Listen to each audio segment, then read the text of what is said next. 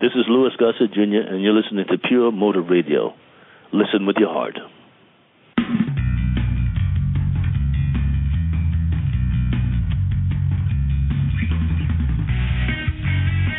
You tuned in to the Pure Motive Radio Network, where recovery has a voice.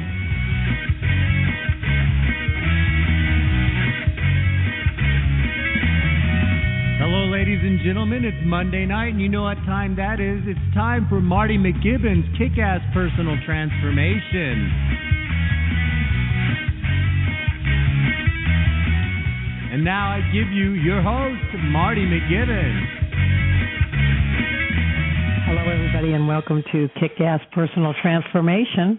I'm your host, Marti MacGibbon, and tonight I am so excited and so grateful to have as our guest, Louis Gossett Jr., the legendary actor and Academy Award winner. And Lou, welcome to the program. It's a pleasure to be there, but to talk to you. I just want to say, for those listening who may not know how wonderful your career has been, you caught your first break on Broadway at 16. Yes. Is that correct? And became a Broadway sensation? Well, we lasted 7.5 months. It was well, 1953. So your acting career started at 16, and you're still going strong. I just saw you last winter on HBO on Boardwalk Empire. But I think you're most famous for your Academy Award-winning performance in An Officer and a Gentleman. Yes. And, of course, you were in Roots, and you've been in all kinds of really cool sci-fi. I love sci-fi, and I've seen you in Enemy Mine and Stargate. and you're really versatile. It's amazing how many people watch that. Wonderful. You know? Yeah, well, I like sci-fi, and you were Anwar. You played very powerful people. You played Anwar Sadat and Satchel Paige, and I really admire the fact that you've done projects that with social significance. Like the one in Jasper, Texas, that was about. Yeah. But so anyway. I just want to say for everyone listening and say to you, how cool is it that you are the recipient of every known acting accolade, including the Golden Globes, the Emmys, People's Choice Awards, as I said, the Academy Awards, and now this coming month here in July 18th, you're going to be in Indianapolis for the Indiana Black Expo, and you'll be presented with the 2014 Lifetime Achievement Award at the Pacers Sports and Entertainment Corporate Luncheon, which is, I'm sure... It's gratitude. It's full of gratitude. After all these years. Yes, and this is really, and also you'll be keynote speaker on the 19th at the Diversity Volunteer Awards. And I'm coming to that because, I really believe in service. I wanted to ask you something about this. First of all, I wanted to ask you about the Racism Foundation. I mean, you don't have to talk about all this right now, but I know you're not only are you a great actor, but you are a great humanitarian. And well, you are a great humanitarian. I'm just telling you that. I say you are. No, but you are, and I really love the Racism Foundation and the goal that you have with the Racism Foundation, and the fact that you've dedicated. How did you put it in your book? The last quadrant of my life. Yes, the last quadrant of your life. It's so beautiful to this cause, and just along the way to talking about the Racism Foundation, I wanted to ask you about service because. In recovery, we talk about service, and I believe in service in the rooms, but also outside the rooms in our communities.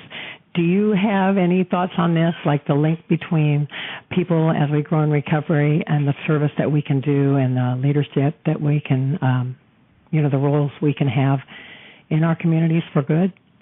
Absolutely. It starts in the meetings. It starts with the steps. And one of the keys is the selfless service. It winds up in the 11th step, St. Francis Prayer. And we'll be perfect with that St. Francis Prayer, but it's a great road to travel. So it's not the destination, but the journey. And part of that is the selfless service and the forgiveness for yourself and then anybody around you, and then in all of your affairs. You practice it in all of your affairs to the best of your ability. Try and get those messages from my higher power, whom I call God, by meditation and prayer, sometimes daily, sometimes first thing in the morning, last thing at night, sometimes in the afternoon, to keep me stable and on the right path of recovery, which is the bottom line. To make a decision to do that on a daily basis is the first step in that direction. So in spite of all those wonderful things, the God's gift that he gave me when I was a child, I didn't realize until I was 16 that I had that gift. Eventually, I almost destroyed it with my disease, which I didn't know I had.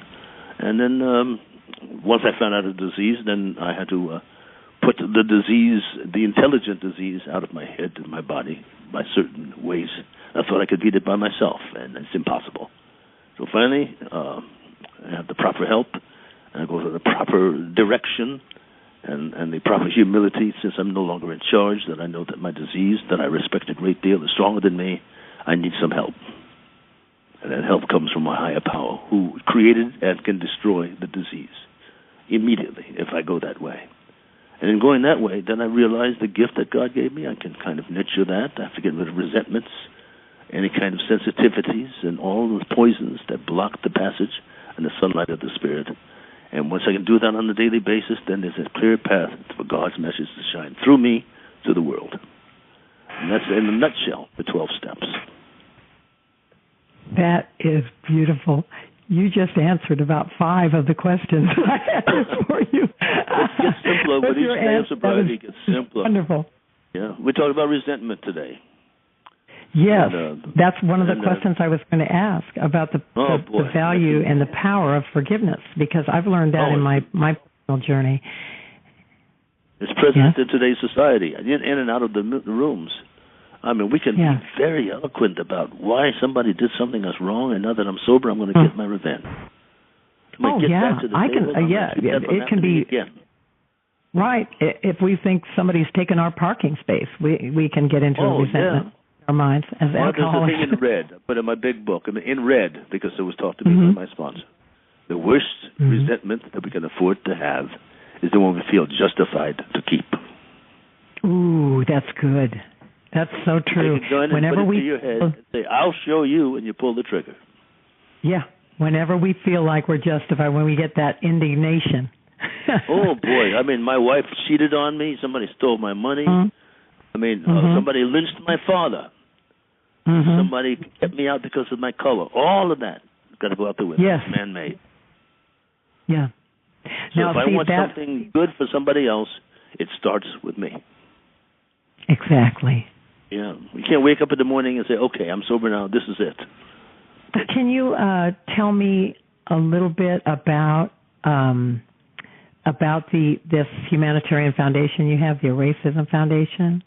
Well, there is, of course, it's the number one subject on every airlines and every newscast and every newspaper. You talk about Donald Sterling, and you talk about the stuff that's happening in Iraq and Iran, and you talk about all the stuff that people who think they're more superior than else are killing one another, including children. You hear about the people grabbing women and babies off the streets for trafficking. It's been going on for centuries. The only difference is that we have a computer now. We have the internet. Everybody knows. Right. But now that everybody knows, it's in the headlines. Racism, inequality, and all of that has been happening for centuries. As man not having a higher power of some sort in order to conduct themselves. And it happens generational. And today it's in the DNA of each and everybody. Yeah. We can't stop it by ourselves, just like we can't stop using by ourselves. Right. So my contribution to the young and some of the grown-ups, if they care, is how to create a society where it cannot live and it cannot exist.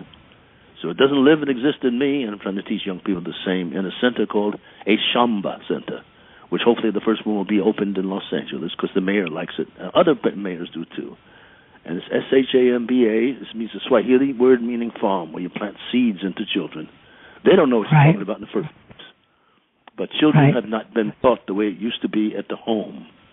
Before my hand touched the doorknob, my great-grandmother, my grandmother, my mother and father, regardless of whatever diseases they had, made sure that, number one, I was clean. Number two, I had respect for my elders and some knowledge of my culture. Number 3, I had respect for the opposite sex. I had to dress properly, and I had to leave that house with an attitude and be proud of my family. And that's gone. Our children not taught about that. Gone from our culture, you mean? The knowledge of your culture, upon whose shoulders you stand, and a sensitivity about somebody else who's unlike you, and respect of the other cultures. So you create this diverse society, which we desperately need for the salvation of the planet, at a young age, 8, 9, and 10 years old. And by the time they be responsible, men and women, mothers, fathers, whatever, the issues that they talk about are much more humane. Yeah. Like the issue, for example, today, there should be no such thing as a homeless veteran. No, everybody in this country, as powerful as we are, should be able to have a meal. Everybody should have a shelter. Should have that proper education. Everybody should have proper medicine treatment and dental. And everybody should be considered American if they're here in this country. Right. So that's the society. Humbly, I'm trying to get with this bunch of kids. And I'll give them 6 months. Then you interview the kids. I'll get out of your way. Interview those children and see what you get. Interview my grandchildren and see what you get. So I'm not coming from an empty space. I'm coming from experience with my family. And it seems to work. We just have to care. And that's one of the reasons I really celebrate recovery, and I know you do too. It seems like one of the wonderful things about recovery is that it's an equalizer. And you know, when we enter into recovery in the rooms, I mean, we relate one to another, and to the group and to our higher power, and that has such a powerful effect for the good. Do you think that recovery, even if someone comes into recovery and they may have hatred or they may have bigotry, don't you think that by being honest, open-minded, and willing, recovery overcomes all those things as well? I mean, not just the disease, but all the resentments and all the hatreds that go with the disease? Oh, yeah, it goes in its own time, but it goes because it becomes a challenge and a clash of spirit if you don't. It's a tough thing that you have to reluctantly let go of. And if you do, it's a serenity prayer, the courage to change. Mm-hmm. You realize that you don't need courage to change, you just change. Yeah, that's so true. Just the willingness, and everything else comes along. I read your wonderful book, excuse me. Yeah, whether you like it or not. That's so true. I read your wonderful book, An Actor and a Gentleman, and as you know, I have a signed copy, and I'm a big fan of your book. The fact that you, in your book, shared your journey through addiction and into recovery, and you shared it with candor, and I admire that so much. And you had, in your book, there was straight talk about racism. And when I was reading An Actor and a Gentleman, I was blown away by the racism that you encountered in your life and the grace and dignity with which you overcame it. And, I know we're talking here and the higher power. I mean, all things are possible. Would you like to share any advice for someone who is facing prejudice, bullying, or adversity? There's a lot of people who are listening to you who have views because they didn't think they were included. So they isolate, then the disease takes over, and it says, it's me and you now, man. Let's go get a drink and the hell with those people. It's part of my addiction because no matter how many awards I would win, there was still a finger pointing at me. It's a zero tolerance. Behave yourself. It's impossible to be that 100%. Anyway, I had this justified resentment and attitude about racism in America, and God put me on an airplane, and I produced the first movie in free South Africa after Mandela came out. And that everybody was holding their breath to see what he would have to say and how he would act when he came out of Robben Island, Nelson Mandela. Right. And he came out with this smile on his face and messed everybody up. And so I had time to spend 15, 20 minutes alone with him and asked him, everybody expected you to be very angry. Because they tortured you, they starved you, they beat you up, they electrocuted you, all kind of stuff. And I said, well, why'd you come out that way? And he looked at me with a twinkle in his eye and he said, there's a much bigger picture. Is the cooperation of mankind to make this planet better? To stop it here so our kids don't copy our poisons? And we need everybody together on an equal plane to save the planet.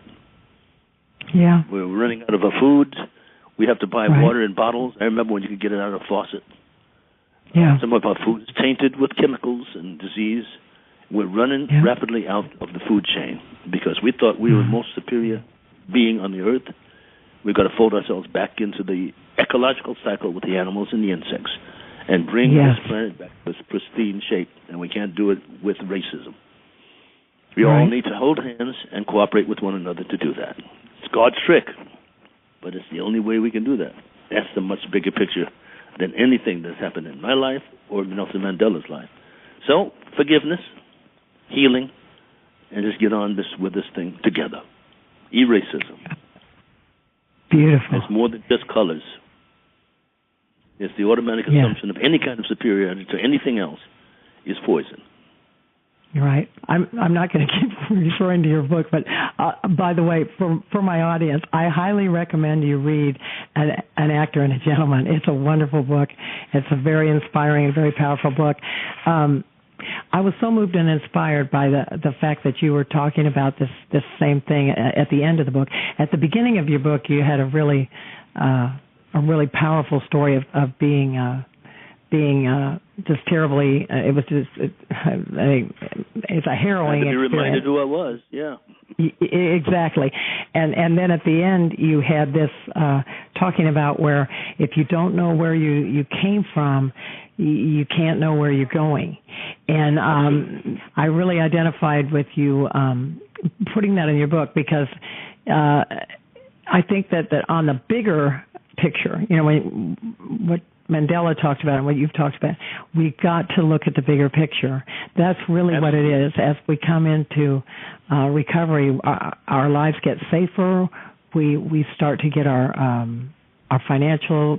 A lot of us come into recovery with nothing. I came into recovery with absolutely nothing, and I see a lot of people. I work with a lot of people who come in homeless and absolutely nothing. But then through the wonder of recovery and the working of our higher power, we start to get some things. We get a safe place to live, and we get a few things, and we start to get more comfortable, and we start to get safer, and then we start to look outside ourselves to help others. I see that process happening in so many people in recovery. People that I've seen them take that journey, and you're no exception to that. You've done the same thing. So that bigger picture, I mean, looking at it as saving a dying planet, like you're talking about, I guess that's something where all of us in the recovery community, that's an awareness that we want to have. Yeah, well, we think about it on the surface, and we say, my God, how fat chance, what can I do? And the lesson that you get out of the program is not the destination, it's the journey. Mm-hmm. Mm-hmm. And when you step on that journey, you seem to get the mystical help from your higher power and the 12 steps. And you have to have faith that it works, and it's very infectious to other people. So, like the atom, which is the smallest thing on the planet, but you know what happens when you split it. Yeah. The atomic bomb. It's the same concept. Right. The power released. God's power. It's right there in the palm of our hands if we want it, if we can open our eyes to see it. And nobody is exempt. You have accomplished so many things in your life. What would you say is the thing that you do you have like a top 10 things that you're grateful for? Well, I'm very grateful to be more alive now than I was when I was younger, more aware, because after what I've done, I should not even be on the planet. And I'm very grateful that God has chosen me to be a spokesperson, a mouthpiece. He's directed me to the program where I have saved my own life. I'm very grateful for my family to have returned to me. I'm very grateful to be of service to anybody who I come in touch with. And it's like a magnet that God has given me. I have a lady walked into my life. It's not supposed to be here. When I think about me, I thought my life was over. So my amends have been done a lifetime, and God has sent me a member of the opposite sex who is just a savior. I have a family that surrounds me and thinks I'm the best thing there is since fried chicken. And you are. You are. Those are the gifts that anybody can have. Yes. As long as I get out of the way, or anybody who has these problems and think, what if, which is the two poisonous words in our recovery, what if, they go out the window and have faith to replace it with. See, we have the keys to the kingdom in our program because we have no choice. We will die otherwise. It's a dubious luxury for those who don't have this disease not to have a higher power. But we have to have dubious luxury. Mm-hmm. It's not the accumulation of money. The next step is the accumulation of stuff that's priceless. And that's the way we started in the first place. That's it, though. That's Maslow's hierarchy. You get your immediate needs met, and then you start to rise higher and higher to self-actualization. I don't know how long. I haven't been keeping track of the time because I've been so inspired by your words. We could talk for a long time. We could talk for. I know I'm going to see you in a meeting in Indiana somewhere. You have to let me know where they are. Oh, there's some great ones. I'll let you know where I am, and we're going to go together. I will. In fact, I will send you an email after our interview and tell you a couple of really good ones that I like, and I would be honored to attend a meeting with you. That's absolutely wonderful. I like that a lot. I'm going to need it. That's why I like it. I'm going to need it. Well, when you travel, you do, don't you? Oh yeah, I've heard them in so many different languages, all through Nairobi and South Africa and England and Israel and Mexico City and Canada and Nova Scotia, everywhere. Fascinating. There's millions of us. There's millions of us. I know there are so many of us. I have a friend that's been to meetings in China and Brazil, and he said, "You got to travel. You got to go to AA in other countries, Marty." You know, he's been telling me that. It makes you very humble. I'll tell you that. Yeah, just to understand how powerful this is and what we're a part of. And now, speaking of that, I just slipped up and mentioned AA instead of saying got to go to a meeting. And of course, we can edit this out. But let me just ask you something. I hopefully can edit out the AA part because I try to make sure to stay with anonymity. But well, I'm not anonymous with my program. Pardon me? I'm not anonymous at all. I speak it about completely. I'm not either. I'm really open about my recovery. I never stopped to think that it wouldn't be something I would want to just tell everyone. Of course, I had a very low bottom, and when I came back, I tell people all the time, I was a great big drug addict and I was homeless and all this stuff, but now I'm in recovery and I'm so happy. I tell people stuff like that all the time. I don't mind telling the story because a lot of people need to hear it. Yeah. So that's very interesting to hear. I like to ask my guests how they feel about things like that. You know, when you're famous, is it difficult to travel the journey in recovery? Does it make it any different, any easier, any more difficult? It makes the testing more frequent. It tests your believability, your faith. It tests the faith constantly. Oh, so it's you get a little sober, and you start doing well, and God, it's like a knuckleball pitcher in baseball. It says, okay, you hit my fastball. Okay, I got. Here's a split fingered curveball. See if you can hit that. You got that. I'm going to throw you a knuckleball now. How about this one? And you hit that. And that's life. Yeah. He never stops testing you. And that's true. The tests are never going to stop. Yeah. Sometimes I'll be in the middle of I'll be facing a challenge, and I'll forget, and I'll start thinking that I'm going to do it myself. Oh yeah. And then I have to get that. And then I get that reminder that wait a minute, all I got to do is get out of the way. That's it. Just get out of the way. I mean, I do my third step. I live the 12 steps, and I'm serious about this life, and I'm serious about recovery, but I don't take myself too seriously. And if I get out of the way, everything goes smoothly, really smoothly. Yeah. It's just if I get mixed up and I default to the old pattern, it's a disaster. Oh, yeah. And yeah, that's why the old device is the wrong alley. if you could think of maybe 2 or 3 questions that you would want somebody to ask in an interview about recovery and our way of life.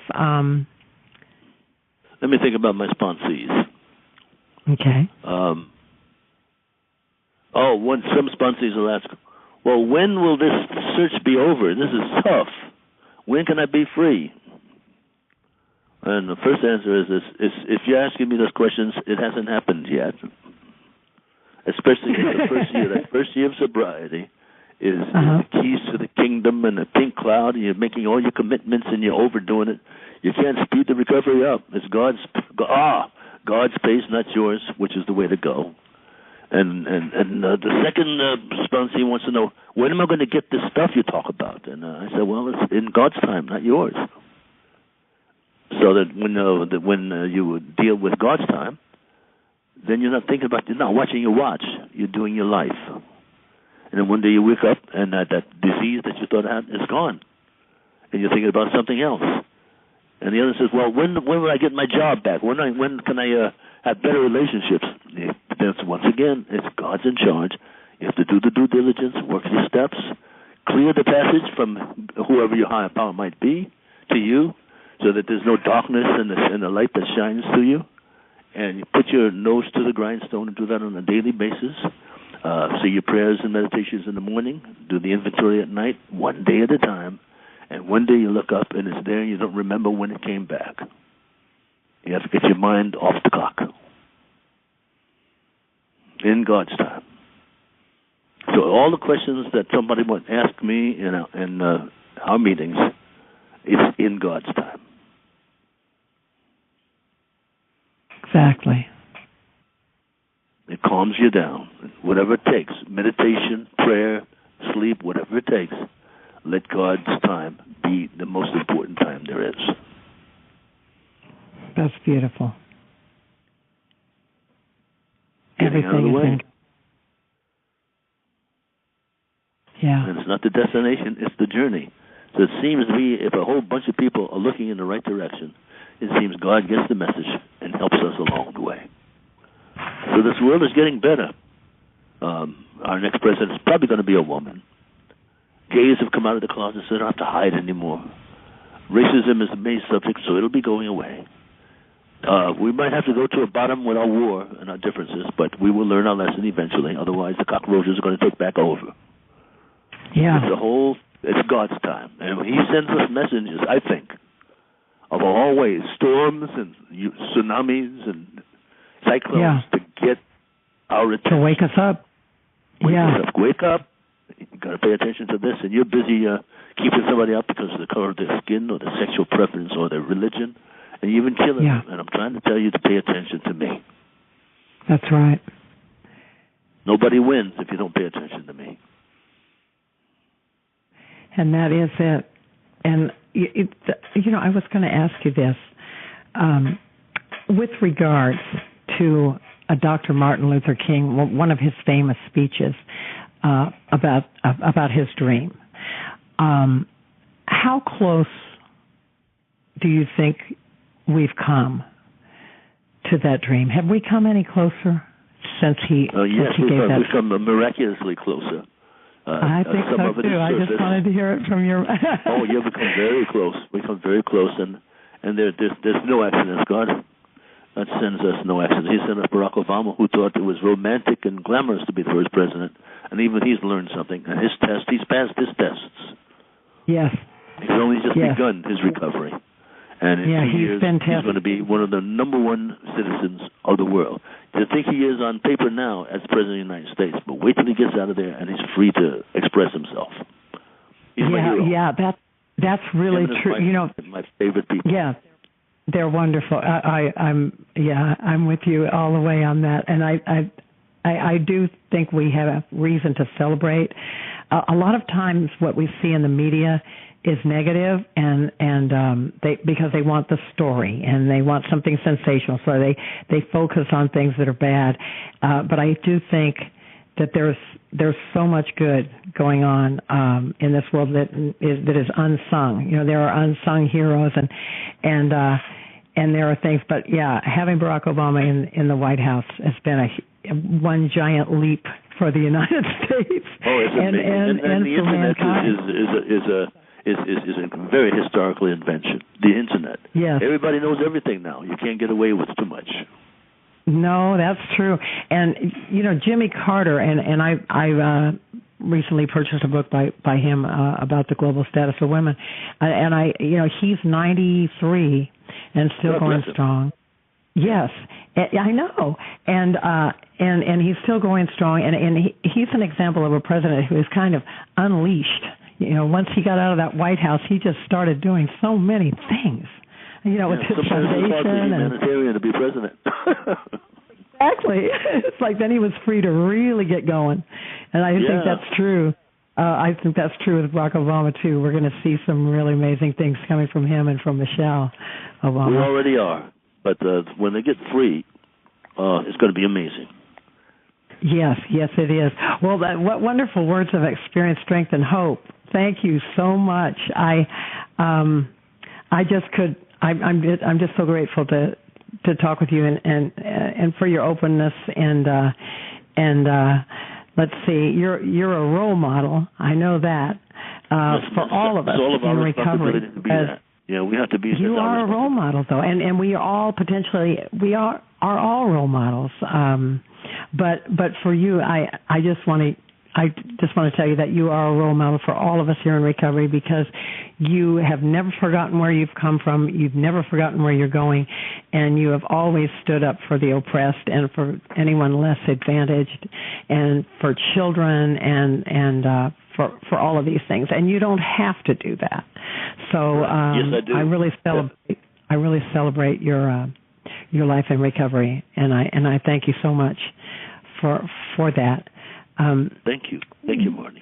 Do you have any additional thoughts? Because I think we're going to wind it up pretty quickly now. I don't want to be asking too much of you.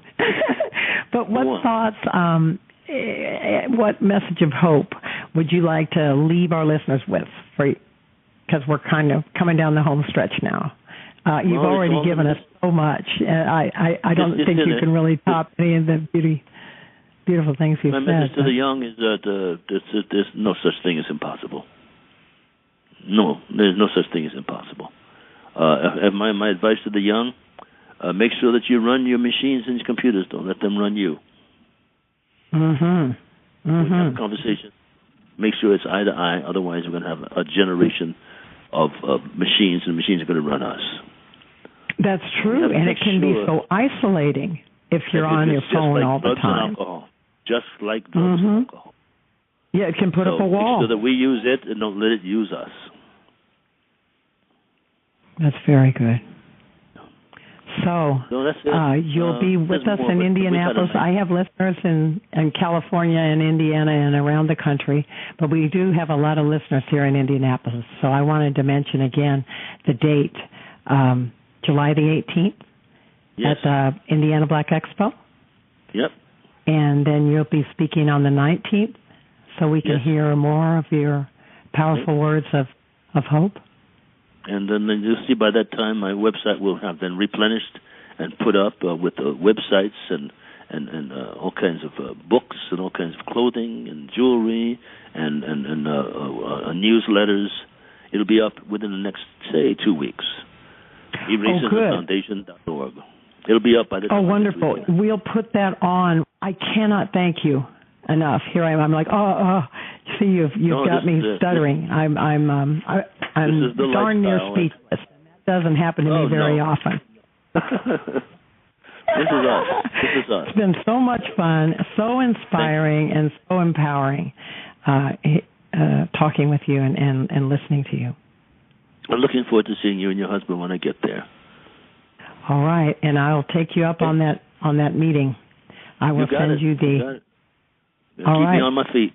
God bless you, Marty. All right. Thank you again, Lou. Keep coming back.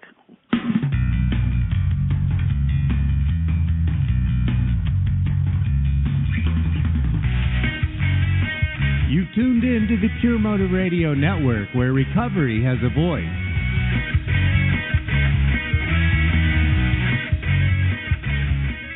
This is Louis Gossett Jr., and you're listening to Pure Motive Radio. Listen with your heart.